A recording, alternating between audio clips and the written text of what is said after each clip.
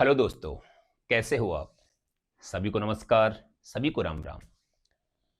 आज का अपना टॉपिक है रेडिएशन, मतलब विकिरण। और इस यूनिट से आए हुए उन सभी सवालों का अपन जिक्र करने वाले हैं जो आरपीएससी ने ग्रेड फर्स्ट के एग्जाम में अब तक पूछे हैं। पहला सवाल देखो, दो भिन्न पदार्थों से निर्मित एक समान छड़ें हैं जिनकी उष्मा चालकताएं K1 व K2 हैं।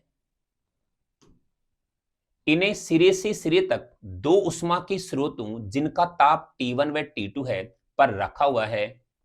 चित्र में दर्शाए अनुसार छड़ों की संधि का ताप होगा। चित्र यहां नहीं दर्शाया गया है, चित्र मैं बनाता हूं और सुनो। वास्तव में ये जो सवाल है वो चालन विधि यानी कि कंडक्शन मेथड को लेकर के बनाया गया है। अब सुनना, ये क्वेश्चन कुछ ऐसा है। दो एक समान छड़ हैं, यहां टेम्परेचर T1, यहां टेम्परेचर T2 और इसका जो जंक्शन पॉइंट है यानी कि संधि बिंदु है उसका टेम्परेचर अपन से पूछ रहा है। दोनों छड़ एक समान है, मतलब दोनों की लंबाई बराबर और दोनों का एरिया भी बराबर। इसके लिए उष्मा चालकता गुणांक K1, इसके लिए उष्मा चालकता गुणांक K2, coefficient of heat conductivity, जिसे ये K1 और K2 कह रहा है। और आज अपन से संधि का ताप पूछ रहा है। ओके, तो वैसे तो एग्जाम में जाने से पहले इसका सूत्र टिप्स पे होना चाहिए, एमटीआर होना चाहिए। सवाल पढ़ा नहीं कि टिक किया नहीं। हालांकि मैं आज बताऊंगा कि इसका आंसर या जो ये फॉर्मूला आता है वो किस तरीके से आता है। ठीक है, वैसे मैं पहले आपको डायरेक्ट आंसर बताने वाला हूं। संधि का ताप क्या होगा, और यहां जो मैं देख पा रहा हूं ये सही आंसर होगा K1 T1 plus K2 T2 upon K1 plus K2। पर ये आया कैसे वो सुनूं। ये दोनों छड़ सीरीज कॉम्बिनेशन में है, श्रेणी क्रम में है, और श्रेणी क्रम में उष्मा संचरण की दर कांस्टेंट रहती है। मतलब प्रति सेकंड पास होने वाली उष्मा की वैल्यू कांस्टेंट रहती है। आओ देखो, यहां उष्मा संचरण की दर आप H1 ले लीजिए, इसके लिए H2 ले लो और H1 बराबर H2 होगा, H1 बराबर H2 होगा। और सुनो, H की जो वैल्यू होती है वो कुछ इस तरीके से होती है, H इक्वल टू के A D T upon D x. मतलब आप ये कह सकते हो के A T initial minus T final upon ये जो लेंथ है वो आप एल ले सकते हो। और अगर ये वैल्यू अपन यहां पुट करते हैं तो देखो H1 के लिए आपको क्या लिखना चाहिए, वही K1 वही A1 और यहां T1 minus T naught upon L1। आगे बढ़ो, यहां K2 A2 और जो टेम्परेचर में जो डिफरेंस आ रहा है वास्तव में वो T not minus T2 upon L2। पर यहां A1 equal to A2, L1 equal to L2, मतलब एरिया बराबर लेंथ बराबर, A1 से A2 कैंसिल, L1 से L2 कैंसिल। अब सोल्व करेंगे तो K1 T1 minus K1 T not equal to K2 T not minus K2 T2, और जब आप सोल्व करोगे तो आंसर हमारा ये होगा। आगे बढ़िए, अब इस सवाल को देखो। ये सवाल आरपीएससी द्वारा 2011 में पूछा गया है। पिछला सवाल भी 2011 में ही पूछा गया था। सवाल क्या कह रहा है वो पढ़ो। किसी बर्तन से भरे तप्त भोजन का ताप 1 मिनट में 90 डिग्री सेल्सियस से 82 डिग्री सेल्सियस हो जाता है, जबकि कक्ष का ताप 20 डिग्री सेल्सियस है। 70 डिग्री सेल्सियस से 66 डिग्री सेल्सियस तक ताप के गिरने से न्यूटन के शीतलन नियम अनुसार कितना समय लगेगा। जैसा कि मैं आपको बता चुका हूं, इस यूनिट में जो सबसे ज्यादा इंपॉर्टेंट टॉपिक है वो है न्यूटन का शीतलन का नियम, वीन का विस्थापन का नियम, और ज्यादातर इन्हीं टॉपिक्स को लेकर के सवाल पूछे गए हैं। आओ देखो इसका जवाब अपन कैसे देखें। एक फॉर्मूला हमें पता होना चाहिए पहले से, और फॉर्मूला ये θ1 minus θ2 upon T equal to K θ1 plus θ2 by 2 minus theta naught. ये सूत्र हमें पहले से पता होना चाहिए। सूत्र क्या है? किसी वस्तु का ताप θ1 से θ2 तक गिरने में अगर t समय लगता है और वातावरण का ताप θ नोट है, तो इन सभी में कुछ इस तरीके से संबंध प्राप्त होता है। तो ये फॉर्मूला हमें पहले से पता होना चाहिए। अब और सुनो, आज हमें यहां दो स्टेज दे रखी हैं, हमें दो अवस्थाएं दे रखी हैं। पहला 90 से 82 तक ठंडा होने में 1 मिनट का समय लगता है। तो पूछ रहा है 70 डिग्री सेल्सियस से 66 डिग्री सेल्सियस तक ठंडा होने में कितना समय लगेगा। तो अपन को दो सूत्र बनाने पड़ेंगे। एक बताता हूं, पहली स्थिति क्या है, 90 डिग्री सेल्सियस से 82 डिग्री सेल्सियस तक ठंडा होने में 1 मिनट का समय लग रहा है। तो स्थिति ब कहता है 70 डिग्री सेल्सियस से 66 डिग्री सेल्सियस तक ठंडा होने में कितना समय लगेगा, यह समय अपन से पूछ रहा है। तो एक बार एक इक्वेशन अपन यहां से बनाते हैं, एक इक्वेशन अपन यहां से बनाते हैं।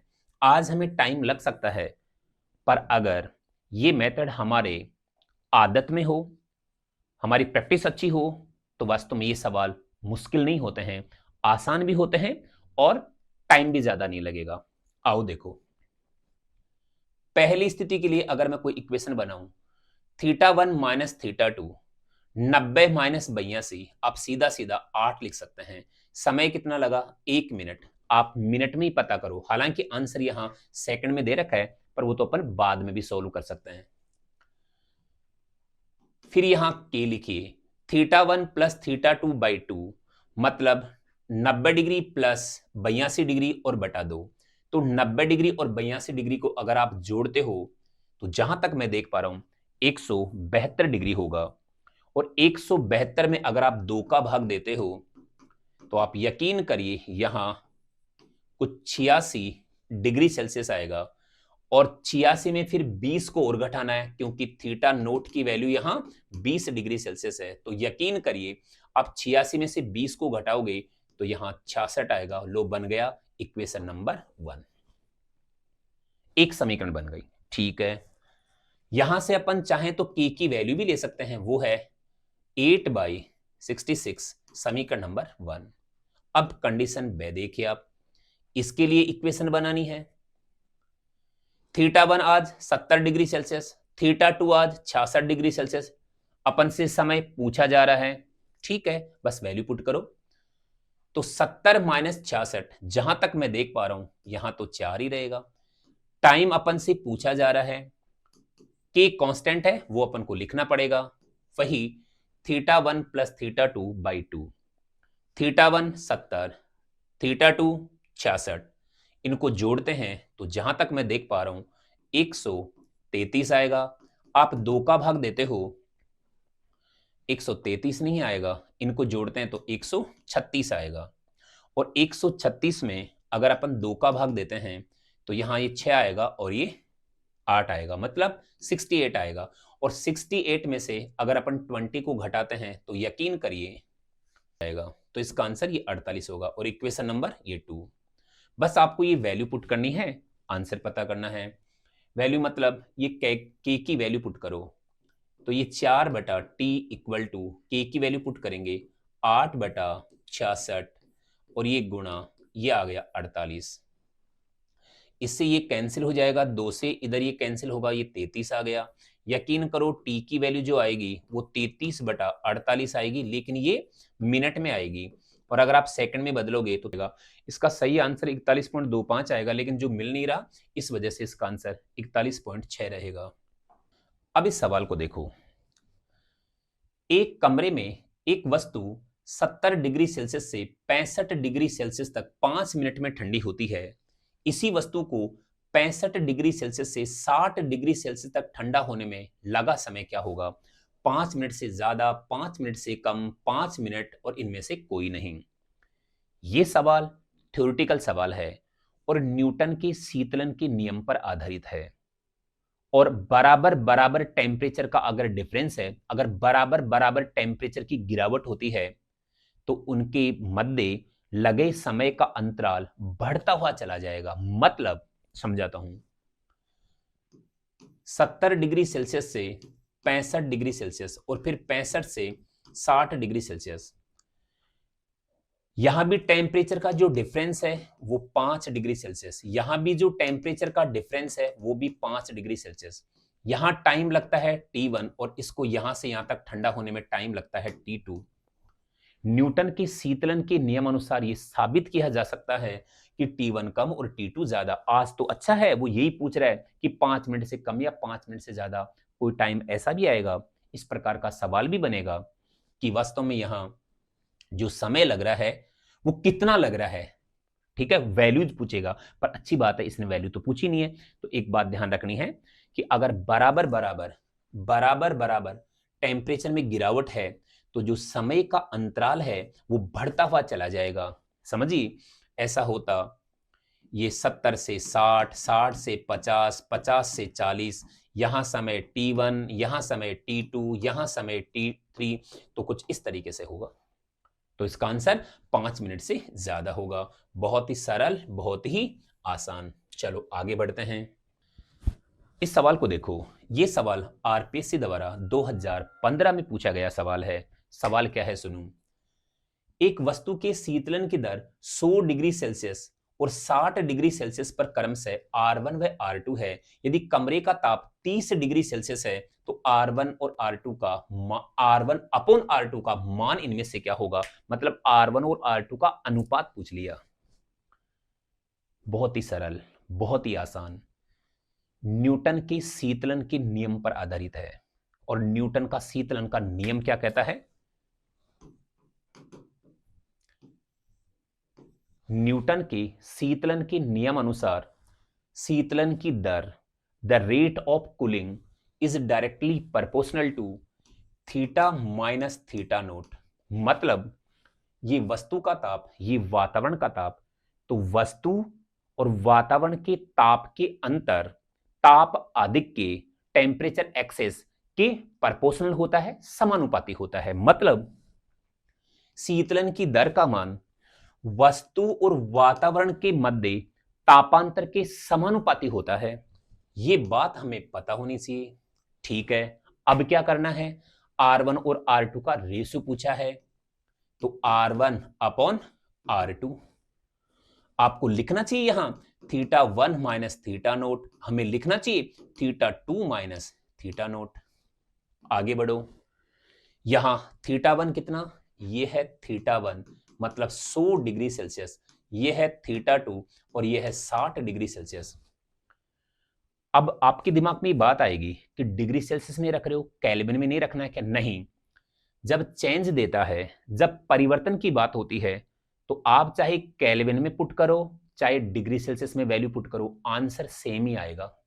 अब यहां θ1 100 माइनस और ये है 30, यहां मैं बात करूं तो 60 माइनस 30 मतलब 70/30 मतलब 7/3 और इसका जवाब होगा, इसका आंसर होगा 7/3।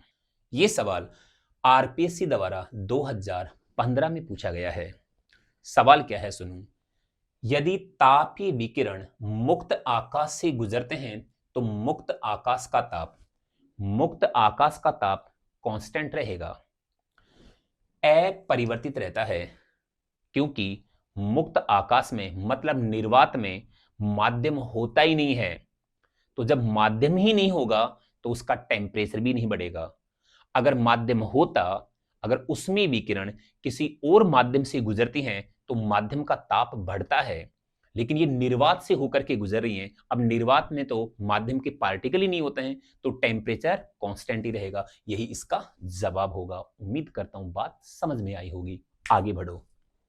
अब देखिए इस सवाल को, ये सवाल 2018 में पूछा गया था और सवाल क्या है खुद पढ़ लीजिए, बाकी मैं बताता हूं।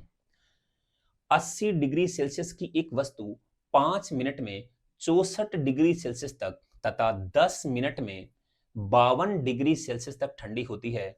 बाह्य वातावरण का ताप मतलब थीटा नोट कितना होगा? डिट्टो उसी सूत्र से सोल्व होने वाला है, वैसा ही सवाल है, बस वहां समय पूछ रहा था, आज वातावरण का ताप पूछ लिया। सूत्र कौन सा? आओ लिखता हूं। सूत्र वही θ1 minus θ2 upon T equal to K θ1 plus θ2 by 2 minus theta naught. और यहां देखो क्या बोल रहा है, यहां भी वही दो स्टेज बनने वाली हैं। दो स्टेज कौन कौन सी हैं? आओ, पहले कहता है 80 डिग्री सेल्सियस से 64 डिग्री सेल्सियस तक ठंडा होने में जो समय लगता है T इक्वल टू वो है 5 मिनट। फिर कहता है 80 से 52 डिग्री सेल्सियस तक ठंडा होता है तो 10 मिनट का टाइम लगता है, मतलब 10 मिनट में वो 52 डिग्री सेल्सियस तक ठंडा हो जाता है। तो समझना, अगर 5 मिनट यहां लगे हैं, 80 से 52 तक ठंडा होने में 10 मिनट का समय लगा है, तो 64 से 52 डिग्री सेल्सियस तक ठंडा होने में 5 मिनट का ही समय लगेगा। और वातावरण का ताप अपन से थीटा नोट अपन से पूछ रहा है। एक इक्वेशन यहां से बनानी है, एक इक्वेशन यहां से बनानी है। थोड़ी सी हेल्प मैं करता हूं, थोड़ी मेहनत आप करना। आओ देखो, मैं पहली स्थिति की बात करता हूं, 60 और 64 वाली बात करता हूं। ये θ1, ये θ2, ये टाइम 5 मिनट, वातावरण का ताप थीटा नोट ही रहने दीजिए। इक्वेशन नंबर 1 बना लीजिए।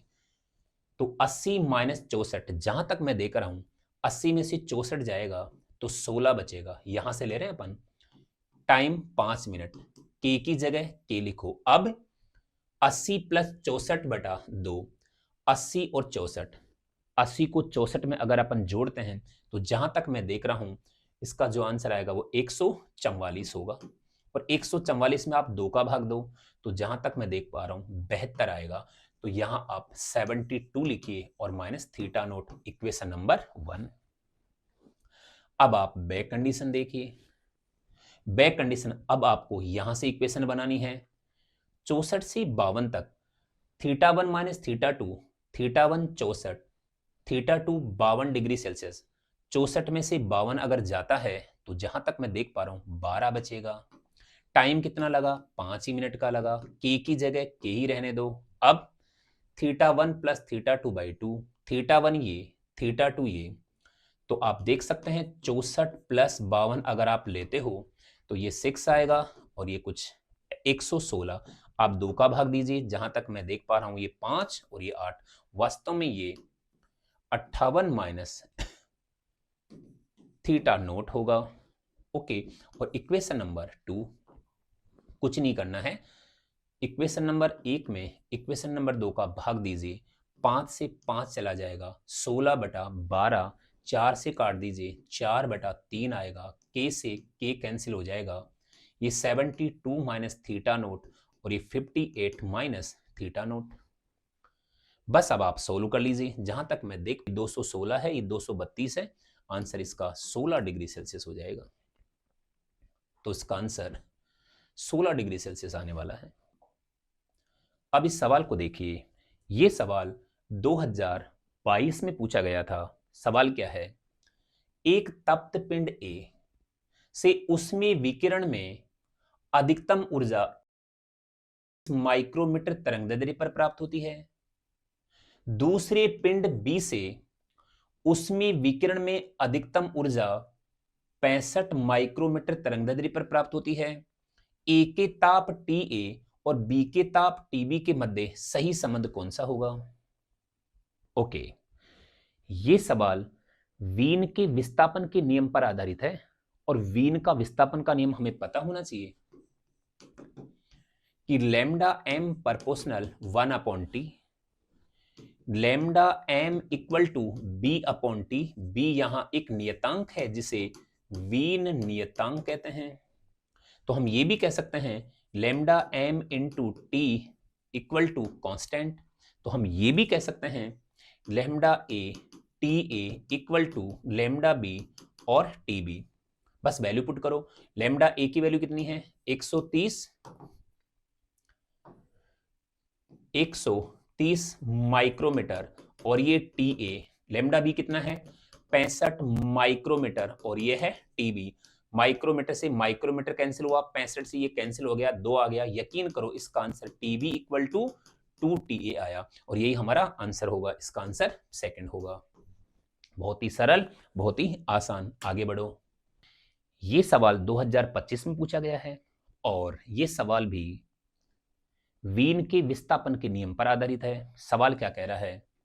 सवाल कह रहा है इतने ताप पर अधिकतम ऊर्जा विकिरण तरंगदैर्ध्य 2 माइक्रोमीटर पर उत्सर्जित होते हैं, तो 2000 केल्विन ताप पर संगत तरंगदैर्ध्य क्या होगी? डायरेक्ट फॉर्मूला यूज करो, खत्म करो कहानी। वीन के विस्थापन नियम से लैम्डा एम समानुपाती 1/T, मतलब वही लैम्डा एम बराबर B/T, मतलब वही lambda 1 T1 equal to lambda 2 T2 equal to B equal to constant, ऐसा बोल सकते हैं। लैम्डा 1 की वैल्यू कितनी दे दी? 2 माइक्रोमीटर। T1 की वैल्यू कितनी है? 1600। लैम्डा 2 अपन को फाइंड करना है। T2 की वैल्यू कितनी है? T2 की वैल्यू है वही 2000 केल्विन। 00 से 00 कैंसिल, 2 से ये कैंसिल, 10 आएगा और यकीन करो लैम्डा 2 की वैल्यू 1.6 आएगा और वो माइक्रोमीटर में, मतलब इसका आंसर चौथा होगा। अब इस सवाल को देखो। ये सवाल 2025 में पूछा गया सवाल और ये सवाल रेडिएशन का नहीं है, ये सवाल थर्मोडायनेमिक्स का है।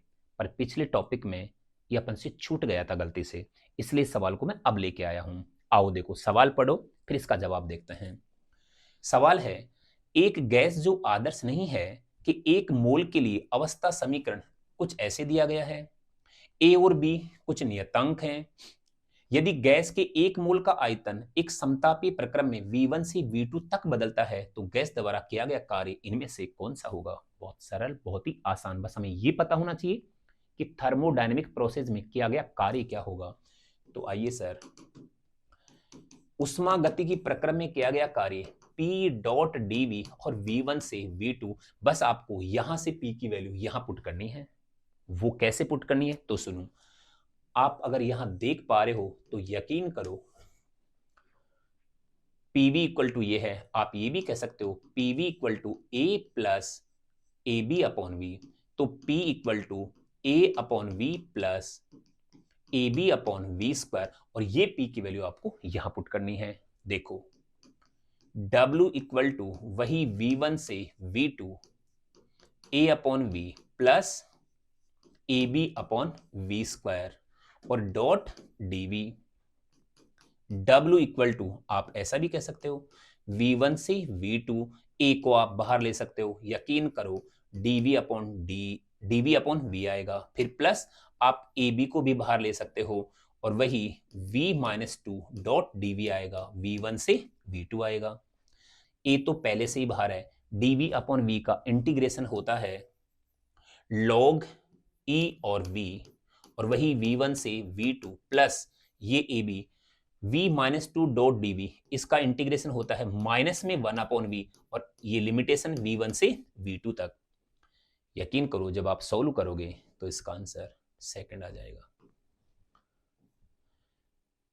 ओके, इस प्रकार ये सवाल खत्म हुए। अब अपन मिलते हैं अगले टॉपिक के साथ, अगले सवालों के साथ। तब तक आप खुश रहिए, मस्त रहिए, स्वस्थ रहिए। श्री कृष्ण गोविंद हरे मुरारी, हे नाथ नारायण वासुदेवा। श्री कृष्ण भगवान की जय। Thank you.